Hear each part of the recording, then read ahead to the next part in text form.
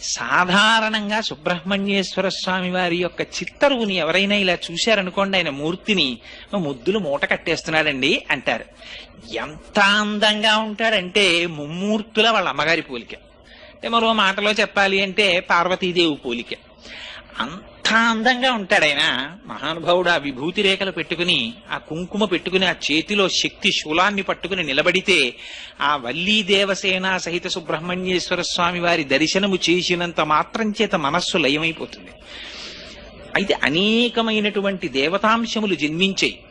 కానీ వీటికి లేనటువంటి చిత్రం అంతా సుబ్రహ్మణ్యేశ్వర స్వామి వారి అవతారం దగ్గర వచ్చింది. ఎందుచేత అంటే మీరు ఏ గ్రంథం తీసుకోండి, పవిత్ర గ్రంథం శ్రీమద్ రామాయణం తీసుకోండి, బాలకాండలో సుబ్రహ్మణ్యేశ్వర స్వామి వారి అవతారం చెప్తారు.